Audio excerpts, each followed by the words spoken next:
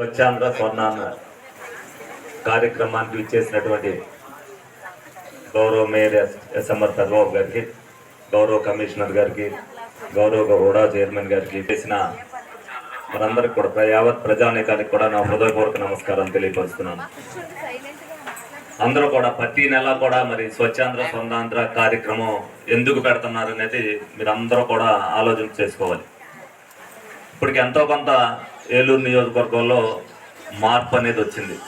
అంటే ఆ మార్పు అనేది 20 పైసలే వచ్చింది, ఇంకా 80 పైసలు రావాలి. ఇప్పుడు నేను మీ వార్డులోకి వచ్చాను. ఇక్కడ వరకు వచ్చినప్పుడు రోడ్డు ఏ విధంగా ఉందో ఆ ఎదురుగా ఇంట్లో వాళ్ళందరూ కూడా రోజు ఆ విధంగా ఉండేటట్టు చూసుకోవాల్సిన బాధ్యత ఆ ఇంట్లో ఉంది. ఇప్పుడు ఎంత శుభ్రంగా ఉంది చూస్తే, కానీ మామూలుగా వచ్చినప్పుడు అలా ఉండదు. కానీ ఏదైతే స్వచ్ఛాంధ్ర స్వర్ణాంధ్ర పెట్టింది ఈ విధంగా పరిసరాలు శుభ్రంగా ఉంటే ఏ విధంగా ఉన్నాయని చూపించడం కోసం మీ అందరికి కూడా పెట్టడం జరిగింది. వాళ్ళు ప్రత్యేకించి మరి బల్క్ అంటే ఎక్కువగా ఏదైతే హాస్పిటల్, అపార్ట్మెంట్లు ఏదైతే మీరు ఫంక్షన్ చేసుకుంటారో అక్కడ ఎక్కువగా చేత వస్తుంది. ఎవరైనా మీరు ఇంటి దగ్గర 200 మందికి భోజనాలు పెడతారు, ఏముంది అయిపోయిన తర్వాత ఎక్కడో దగ్గర ఒక స్తంభం దగ్గర తీసుకెళ్ళి పడేస్తారు. కానీ అలా కాదు. ఎవరైతే మీరు దాన్ని ఒక కాంట్రాక్ట్కి ఇస్తారో వాడే అవన్నీ కూడా ఒక రిక్షా లేదా ఒక బండిలో పెట్టుకుని దాన్ని తీసుకెళ్ళి ఆ మున్సిపాలిటీ ట్రాక్టర్ వాళ్ళకి అప్పచెప్పేటట్టుగా మీరు మాట్లాడుకుంటే చెత్త ఎక్కడా పడదు. మీరు ఆ చెత్త అక్కడ పడేయడం వల్ల వీధి కుక్కలు లేకపోతే పందులు వచ్చి ఆటలు కూడా కొంత లాక్కెళ్ళి అక్కడక్కడ కొంత వేస్తాయి. మొత్తం అంతా కూడా చెత్త.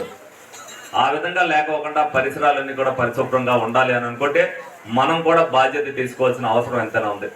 కమిషనర్ గారు చెప్పినట్టు ఇక నుంచి ఎక్కడైనా బల్క్గా చేసిన దగ్గర ఎక్కడైనా వేసినట్టు ఉంటే డెఫినెట్గా వాళ్ళకు ఫస్ట్ టైం వార్నింగ్ ఇవ్వడం జరుగుద్ది.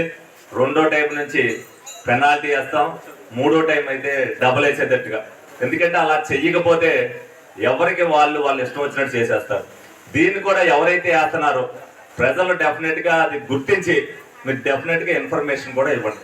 ఫలానా వాళ్ళు అక్కడ చెత్త వేయడం వల్ల చాలా ఇబ్బందిగా ఉంటుంది అనేది మీరు కూడా చెప్తే, అలాగే ఏ సందులో వాళ్ళైనా సరే తీసుకొచ్చి ఒకటే దగ్గర పడేస్తున్నారన్నా కూడా మీరందరూ కూడా చెప్పవలసిన బాధ్యతను మీరు అందరూ కూడా తీసుకోవాలి. ఈ సందర్భంగా కూటమి నాయకులకు కానీ ఇన్ఛార్జీలకు కానీ ఒకటి ఇస్తున్నా, ఏ వార్డు అయితే స్వచ్ఛ భారత్లో ఫస్ట్ ప్లేస్లో వస్తుందో డెఫినెట్గా ఆ డివిజన్కి స్పెషల్ గ్రాంట్ కింద నెల 10 లక్షల రూపాయలు ఇస్తానని చెప్పి మీ అందరికి కూడా తెలియజేయడం. అది మీ వార్డు డెవలప్మెంట్కి ఉపయోగించుకోండి. కానీ ఆ డివిజన్ శుభ్రంగా ఉండాలనేది మీరందరూ కూడా ప్రజలు అదేవిధంగా నాయకులు సహకరిస్తే డెఫినెట్గా అది అభివృద్ధికి ఉపయోగపడుతుంది.